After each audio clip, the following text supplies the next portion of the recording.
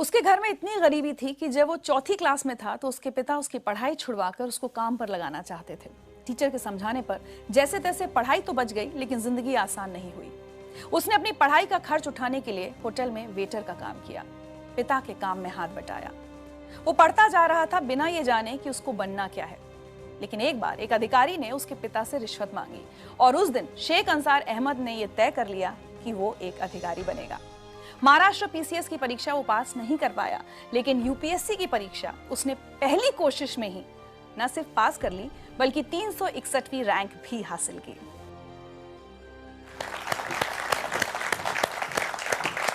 बहुत बहुत बहुत स्वागत है आपका जिंदगी लाइव में।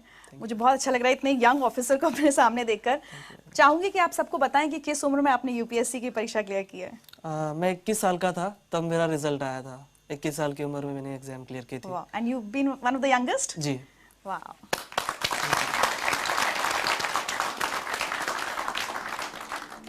बहुत गरीबी के दिन देखे हैं बचपन में? जी हाँ बिल्कुल, क्योंकि मेरे पिताजी जैसा एक ऑटो रिक्शा ड्राइवर थे और जो बीपीएल फैमिलीज होती है, बिलो पॉवर्टी लाइन, जो घर आपने देखा अभी, वो घर भी हमें उसी के तहत मिला था। तो एक बिलो पॉवर्टी लाइन की फैमिली में मैं पैदा हुआ था। अच्छा, ये क्या हालात बन गए थे कि आपके फादर को स्कूल जाकर ये कहना पड़ा कि मैं इसको नहीं पढ़ा पाऊंगा? मेरे पिताजी को किसी ने बताया कि इसको पढ़ा के कौन सी नौकरी लगनी है, सरकारी नौकरियां नहीं है और हमारी कम्युनिटी के लोगों को नौकरियां नहीं मिलती, कोई नौकरी नहीं देता, उससे इसको पढ़ा के कोई मतलब नहीं है, आप इसी किसी काम को लगा दीजिए, घर में 2 पैसे आ जाएंगे। एक मैसेज सुनवाते हैं आपको। जब उसके पिताजी स्कूल में आए तो वो बोले उसका नाम निकालने का है, अब वो उसको स्कूल में नहीं रखने का। फिर मैंने बोला क्या करेंगे फिर उसका, वो क्या करेगा? तो उसको कुछ तो भी काम धंधा दे के काम करेगा। तो मैंने बोला ये अच्छा नहीं, और वो जहाँ तक पढ़ना चाहे उसको पढ़ने। इन्हीं की वजह से एक्चुअली मैं आज यहाँ तक पहुँचा हूँ। अगर ये मेरे पिताजी को नहीं बताते तो शायद मैं कहीं रिक्शा चला रहा होता। आपकी अम्मी भी खेत में मजदूरी करती थी घर का खर्च चलाने के लिए? जी हाँ बिल्कुल, घर का खर्च, और मैं जब पुणे में पढ़ाई कर रहा था तो मेरा भाई भी मुझे पैसे भेज दिया करता था, लेकिन पैसे कभी कभी कम पड़ जाते थे। तो मेरी अम्मी खेत में काम करती थी, लैंड लेबर, तो वो भी उसकी जो कुछ सेविंग होती थी वो मुझे भेज देती थी। चलिए आपके लिए एक और मैसेज। पर आंसर ने पहले पास से रात का भी चिड़चिड़ाक लगा के पढ़ाई करता गया। सो जा बोले होंगे तो नहीं तुम सो जाओ, दिन कभी कभी दिन निकल जाना उसको। जो पहले पास से पहली से नंबर 1 आते गया तो आखिर तक नंबर 1 ही आया उसका। उसकी पढ़ाई को हमने कोई कमी नहीं आने दी, घर का परिस्थिति बताई नहीं हमने उसको कभी।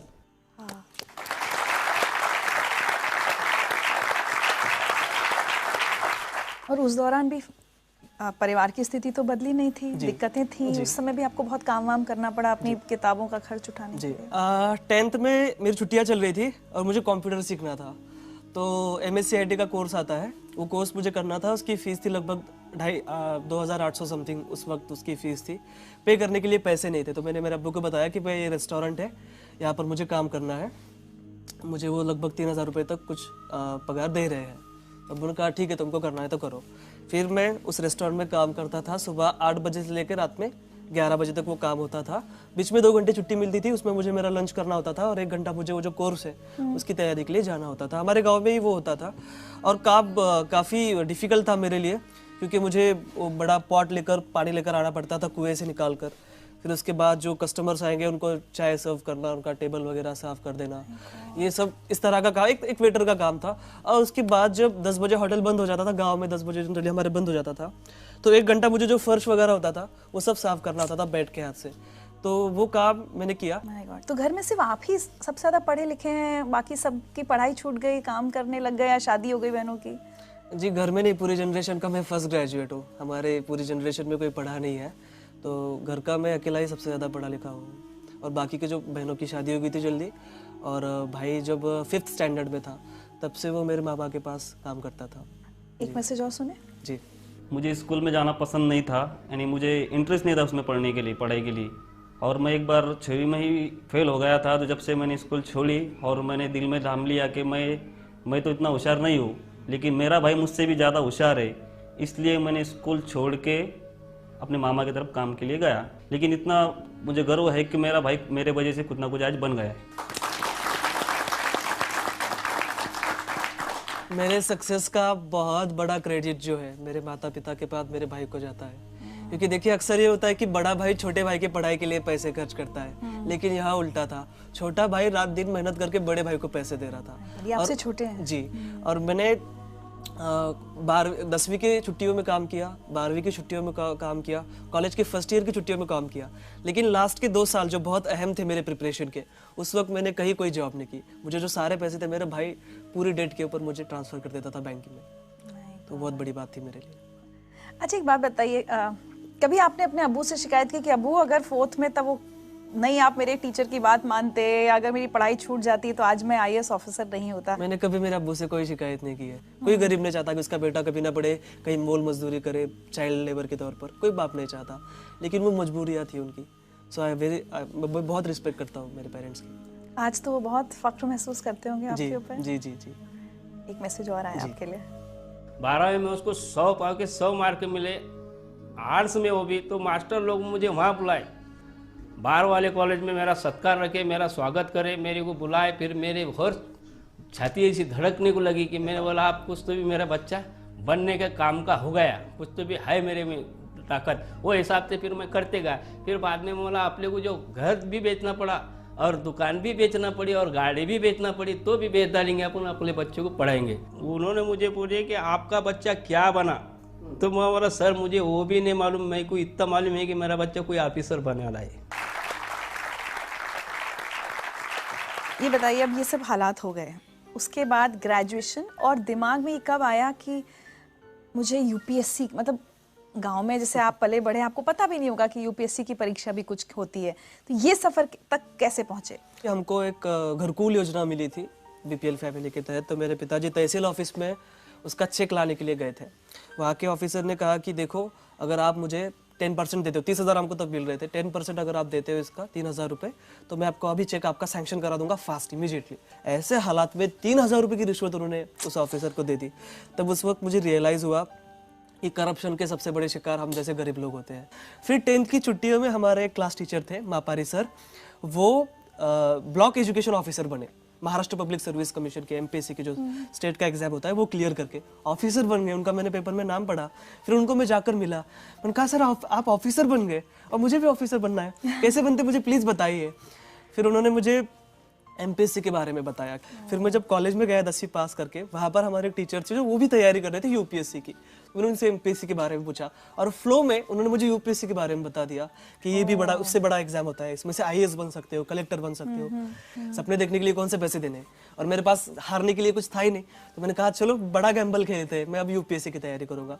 अंसर, कभी जब तैयारी कर रहे थे UPSC की, उस दौरान भी तो ये फेज आया होगा कभी कि ये प्रेशर बने कि अब छोड़ो, इसमें तो पता नहीं होगा या नहीं होगा, कोई छोटी मोटी नौकरी कर लेते हैं, कम से कम अब्बू अम्मी का हाथ बटाएं, ये प्रेशर था आपके ऊपर?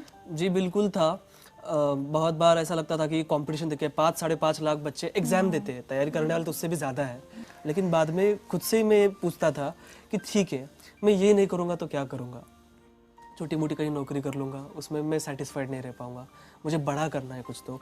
और मैं पढ़ाई भी नहीं छोड़ सकता था, क्योंकि देखिए मेरे सामने 2 ही ऑप्शन थे, डू और डाई, इसमें मुझे करना ही था। और वही रीज़न है कि मैं इतनी फर्स्ट अटेम्प्ट में 21वीं साल की उम्र में ये क्लियर किया, क्योंकि मेरे पास दूसरा कोई ऑप्शन नहीं था। एक मैसेज और है आपके लिए। जब UPSC मेंस का रिजल्ट लगा उस दिन मैंने तुझे कॉल किया था और मैंने तुझे सबसे पहले बताया कि तू पास हो गया है। उस शाम हम मिले भी थे, तू बहुत खुश और इमोशनल था, मैं भी वो खुशी जाहिर कर रहा था, पर उस इतने बड़े दिन भी तेरे पास खाने के लिए पैसे नहीं थे। हम दोनों ने हमारे घर पे ही खाना खाया था। मेरे लिए ये बहुत बड़ी बात नहीं है कि मैंने तुझे खाना खिलाया, पर मेरे लिए ये अवसर था कि मैंने इतने कम उम्र वाले एक IAS ऑफिसर के साथ खाना खाया।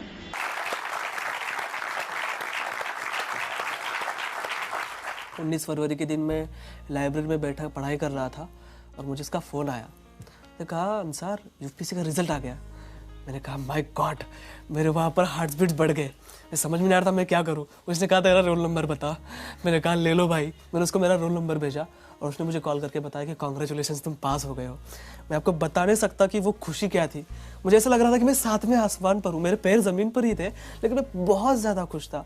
उस दिन शिव जयंती थी, पूना में नगाड़े बज रहे थे और मुझे ऐसा लग रहा था कि ये मेरे जीत के लिए बज रहे हैं। शिव जयंती के दिन मुझे ऐसा लग रहा था कि मुझे गिफ्ट मिल गया हो कोई। मैं बहुत खुश था। मैं मेरे दोस्तों के पास गया, हमने सेलिब्रेट किया। अब डिसाइड किया कि चलो बाहर खाने के लिए चलते हैं। अब जनरली देखिए, एक रूल तो ये है कि जो कुछ जीतता है उसको ही खिलाना पड़ता है, उसको ही बिल पे करना पड़ता है। लेकिन मेरे फ्रेंड्स को पता था कि बंदे के पास पैसे नहीं है, तो उन्होंने कहा कि यार छोड़ो यार, बाहर क्यों जाना, रूम पर ही खा लेते। तो हमने उसके रूम पर ही खाना खाया था।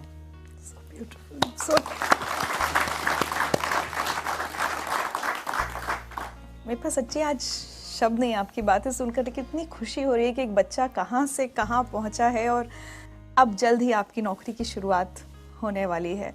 आपको लगता है अंसार, आप जहाँ से आए हैं, आपका जो बैकग्राउंड है, क्या वो आपको एक अलग ऑफिसर बनाएंगी? मैं ये सोचता हूँ कि मेरे लाइफ में मैंने जो फेस किया है वो किसी और को फेस ना करना पड़े। तो जाहिर सी बात है कि मैं एक अच्छा ऑफिसर बन पाऊँगा। मेरे साथ वो मोटिवेशन रहेगा। जब भी मैं किसी बच्चे को कोई काम करते हुए देखूंगा तो मुझे वो फील आएगा कि कुछ साल पहले मैं भी ऐसा काम कर रहा था और मुझे बहुत बुरा लगता था जब मैं किसी को चाय सर्व करता था या किसी का टेबल साफ़ करता था।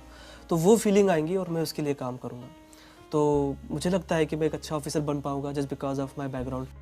आज अगर पीछे मुड़ के देखते हैं और अपनी ज़िंदगी की कोई एक चीज़ बदलना चाहें तो क्या होगा? मेरी ज़िंदगी की, मैं चाहूँगा कि मेरा बचपन फिर से आ जाए और मेरे पिताजी उसमें IAS हो। सो जैस मुझे तो जब मुझे कोई यूनिफॉर्म ना मिला हो या कोई किताब ना मिली हो तो वो मुझे मिल जाए। कोई एक मैसेज जो आप सब लोगों को, और सिर्फ जो यहाँ बैठे हैं वो नहीं, जो बहुत सारे लोग टेलीविजन पर आपको देख रहे हैं और उसमें से बहुत सारे IAS की तैयारी कर रहे होंगे, उनको क्या मैसेज देना चाहेंगे? जी, मैं उनको यही मैसेज देना चाहूँगा, एक रिक्शा चलाने वाले का लड़का अगर IAS बन सकता है, जिसने अपनी लाइफ में सारे ऑड्स देखे हो, तो मुझे ऐसा लगता है कि हमारे देश का कोई भी बच्चा, और गरीब से गरीब बच्चा भी, और किसी भी मजहब का बच्चा IAS बन सकता है। आप सभी को मेरी बहुत बहुत शुभकामनाएं।